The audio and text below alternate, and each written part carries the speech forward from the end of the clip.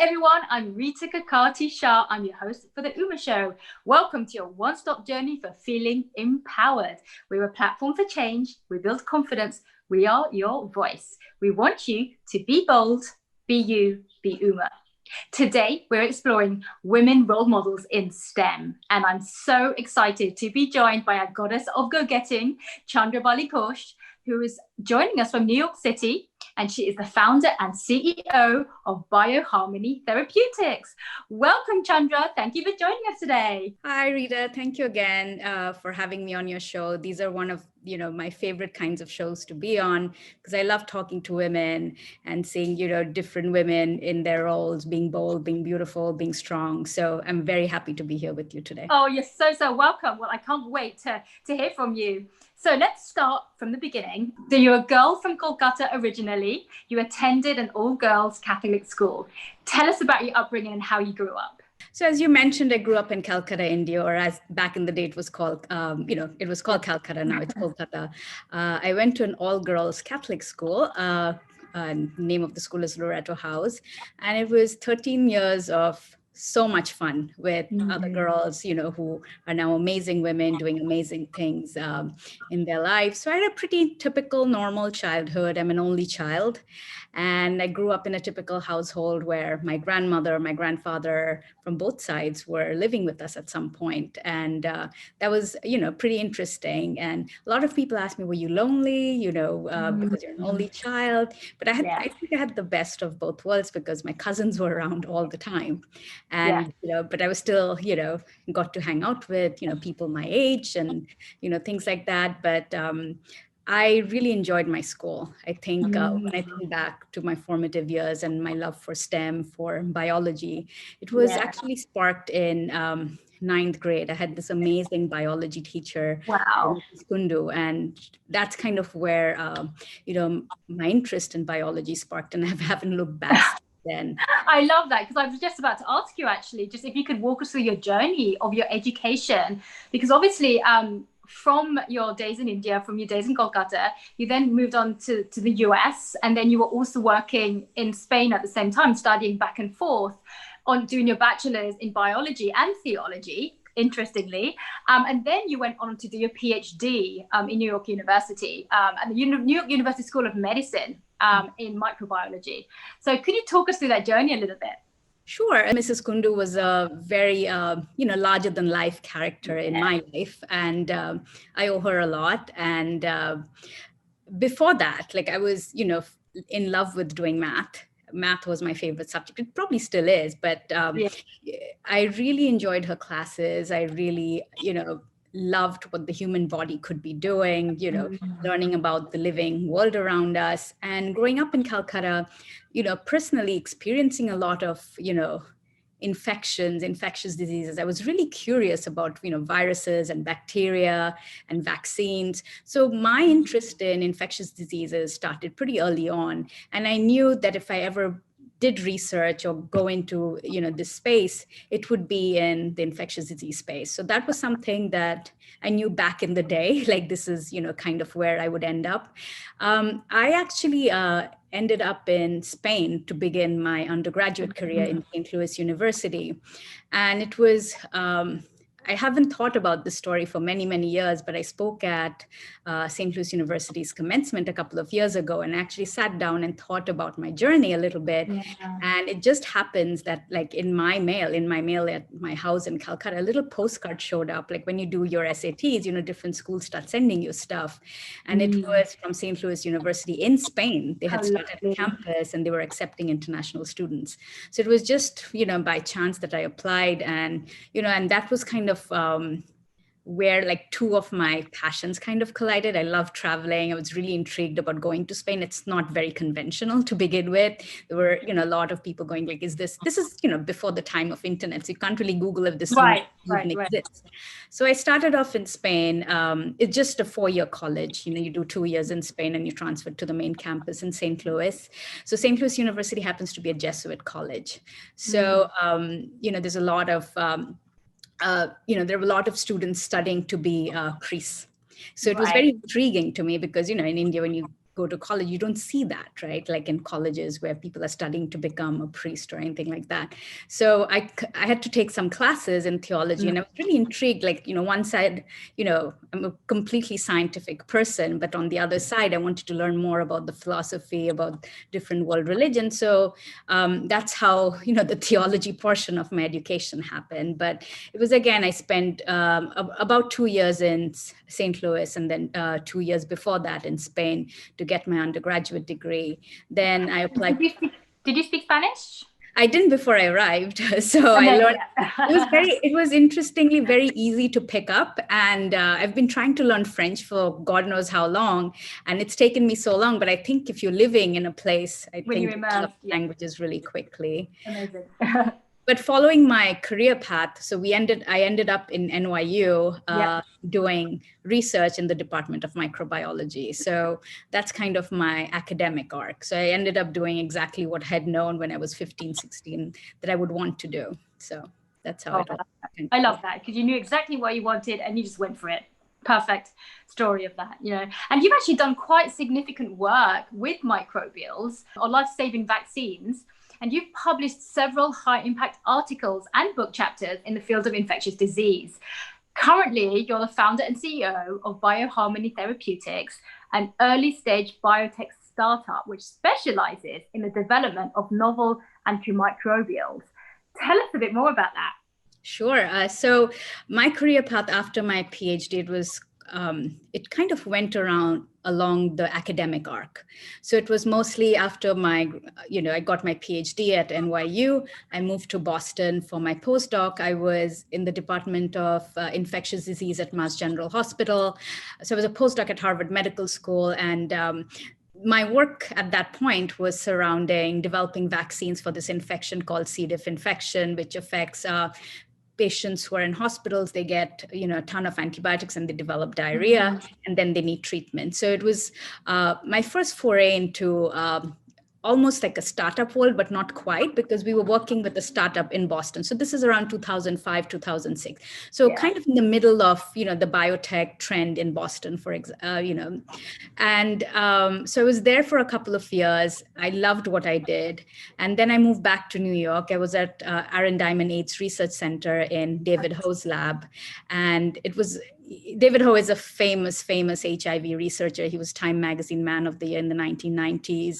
He was the man behind, the antiretrovirals that basically changed how HIV AIDS went from a death sentence to more of a latent infection that you can live with, have a pretty normal, healthy life. Right. And so I was in his lab for about 7 years. I started off as a postdoc, and I continued my work that I was doing in Boston, developing vaccines for C. diff. I did some work on HIV, and I really liked, what I was doing. And, when I think back, all of my mentors were all MDs. They were all focused on patients. So although I loved doing the research, it was very translational, like vaccines, antimicrobials. How does this play out in the real world? So I think given that sort of background, it was not easy, but it was an easier path to jump into the entrepreneurial drug development space. And in 2016, I started BioHarmony Therapeutics. It's a spin-out from Rockefeller University. Right. And it went from being my life being an academic researcher to more of, a CEO, fundraising, business person, making deals with large pharma, and obviously most of my day goes into, fundraising and running the company. But at the same time, I'm also very intimately involved with the research itself. Yeah, I mean, that's so commendable. And, to your point, so many people forget that being an entrepreneur in an area doesn't just mean you get to do that area. There's so many other hats you get to wear as well. So it seems that you are really fulfilling those those responsibilities. Aside from your work, you're also an avid volunteer and mentor. Talk to us a bit about some of the projects that you're involved in. So the reason why I loved academic research was that, you had students and postdocs that you could train. So when I look back at my academic career, I always had students and, mentees. And now my mentees have gone off and, they have their own mentees. So I feel like a grand mentee, if that is even a term. And And so that was a part of my life that I really enjoyed, teaching, the next generation or next, students, batch of students coming through the lab.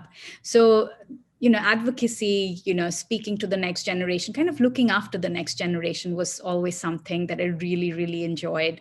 And so I wanted to see if that could, so a lot of my initial advocacy volunteering work was done with students in the STEM space, having questions about how do you get into the research world, how do you do a PhD, like what does an MD track look like. So just talking to them, and that was New York Academy of Sciences next scholars program. So I was involved with that for a couple of years.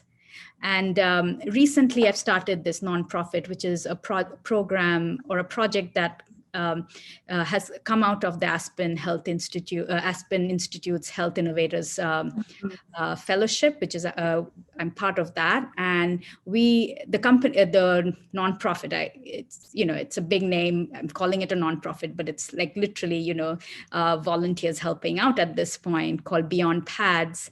And we actually provide menstrual products to homeless shelters, not just homeless shelters, but shelters for girls who've come into this country in the last 3 or 4 years. They've been separated at the border. They've either come by themselves and have been placed in shelters before they go off to foster care, foster homes, or, get reunited with their families.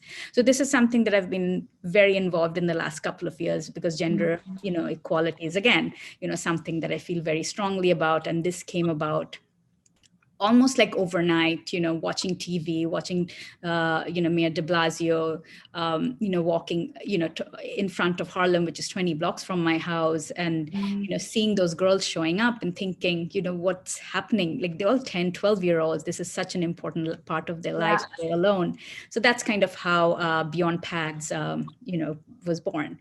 And now we're working with different schools and, kind of giving girls, or even boys actually, this initiative to take on, and maybe even, look out for, the girls in their community, who need, these kinds of help. Because if you really think about it, menstrual pads are very, very expensive. And, if you have, and it comes out of the budget for clothing.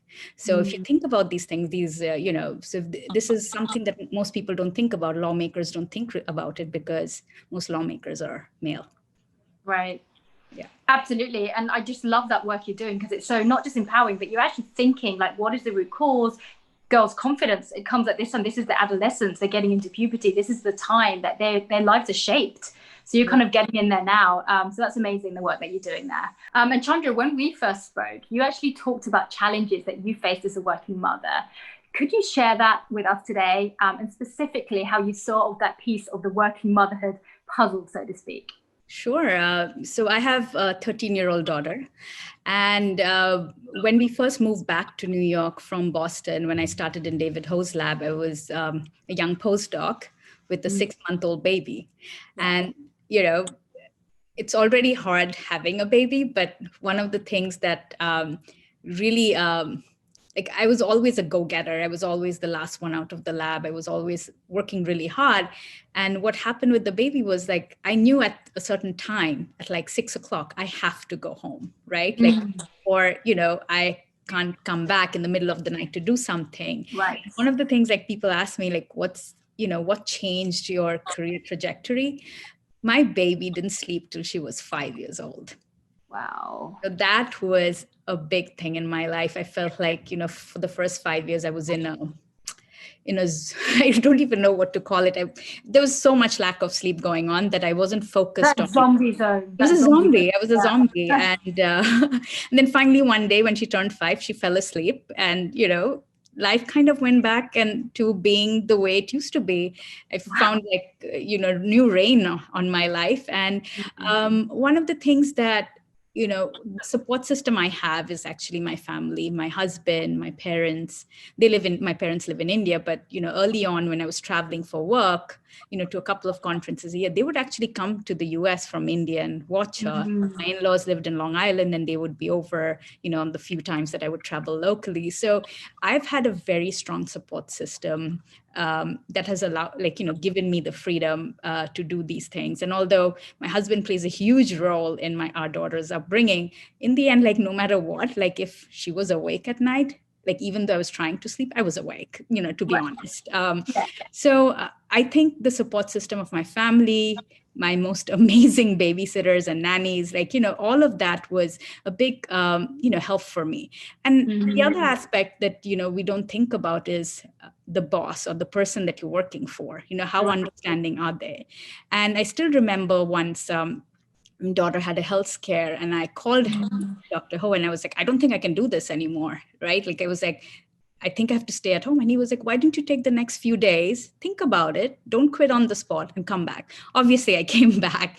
And so all throughout my life, I've also been very fortunate to have really understanding mentors and PIs that I've worked with, realized that, this is, one of the places of such where equity needs to come in at home, whether it's household chores or child raising, there was obviously a disconnect, and they were very, very understanding and, very supportive of me. Otherwise, it would be very difficult. So they've been really supportive. There have been times when my daughters asked me, why do you work? You're the only mom of girls in my preschool class who worked. I was like, really? How did you figure that out? And I actually did a, mental, circle. And I was like, you're right.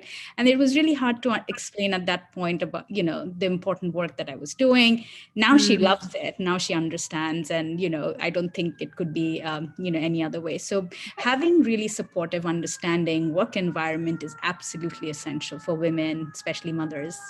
And even who have children. 100% agree with that. And, from your perspective, when I switched from the finance industry to the pharmaceutical industry, I quit the pharmaceutical industry for that purpose, because my boss didn't understand what I was going through. And it could have been handled in so many different ways. And it's not really even a fault of my boss at all. It's the system. There was a lack of understanding, a lack of education, just not knowing what to do and how to deal with this situation. It was almost like a foreign concept that I happened to become pregnant one day, so it was very difficult to have that support system, certainly from a work perspective.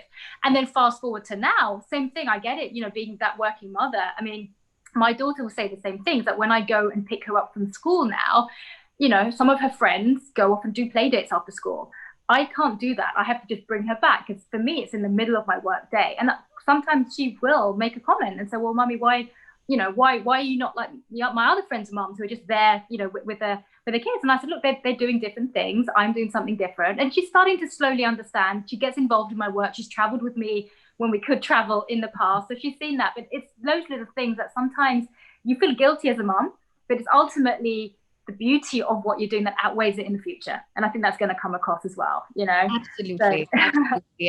And, hats off to, moms who work out of the home, moms who, stay at home, because that's a ton of work. I mean, that's work. That's the thing. That's working. That's 100% working in a different way. You might not get paid for it, but you are more than anything. When I was stay-at-home mom for those 3.5, 4 years, that was the hardest, arguably, that I've ever worked in my entire life. So no matter what hat put on, you're always doing so much in that sense. So moving on from that, Chandra, you are incredibly accomplished, and you've received many, many awards for your scientific and entrepreneurial contributions from institutions such as New York University, the Infectious Diseases Society of America, and Hello Tomorrow Global Challenge. What's next on the horizon for you?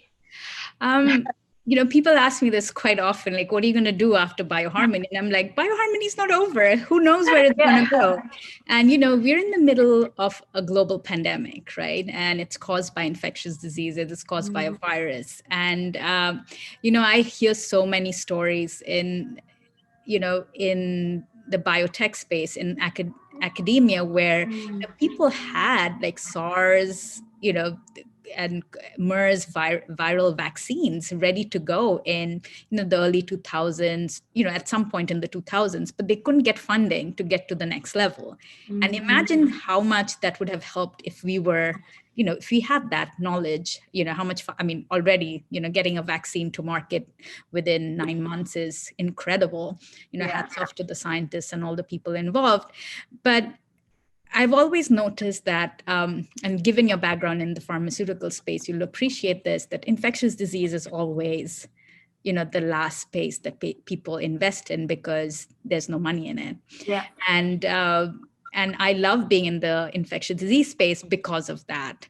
It is so challenging, but at the same time, it's so fulfilling to actually move the needle even a little bit. So for me, bioharmony is, probably the most challenging thing I've done in my life, because I absolutely busted through my comfort zone of staying in the lab, doing academic research, to actually talking to VCs and investors. The questions we asked in the lab are so different from questions VCs ask you, because there's a financial component, there's a returns component to it. So it was really, interesting learning all of that. And I just hope to, in the future, to be doing something where, every day is a little bit of a challenge, and every day there's something new to learn. So that's kind of what keeps me going. And I hope, my future's full of, these kind of challenges that, get me motivated every day to get out of bed and do something. Yeah, no, absolutely. Well, I think that's amazing, the work you're doing, and you're really sort of steadying the foot forward for the future as well. Tell us a bit about your family life and what you like to do in your free time. Do you have any free time, that is? So this is the first year, in my life that I've actually stayed at home for extended periods of time, and COVID has kind of allowed me to do that, given me some time to actually think about things beyond my work. So I love hanging out with my daughter. It's a lot of hard work, but there's teenagers eat 15 meals a day, and and to keep up with that, that's very time consuming. And she's 13, so there's a lot of conversations around pandemics, about race, about all the things in politics. This is an interesting year, right? It's the weirdest, most interesting year, at least of my life. And so there's a lot of conversations happening around very difficult issues, and I'm enjoying every minute of it. It's given me some time to, I've always wanted to write a book. And it's given me a little bit of time to think about that a little bit and, jot some ideas down. But obviously, it's not something that I do on a regular basis. At home, it's my husband, it's my daughter. We have a pandemic puppy now. So that, so those kind of things. But, I'm also working full time. So, but it's flexible. I think my day right now is flexible. And that's what I really appreciate at this point of my life. So yeah, no, well said. Before we let you go, Chandra, what advice would you give to any young girls watching today wanting to follow in your footsteps? So, there are so many things people want to do with their lives, but they, sometimes, feel that they're afraid, or they don't want to take that move because where they are is, it's very comfortable, it's safe. But I would say, if there's something you want to do, just go for it.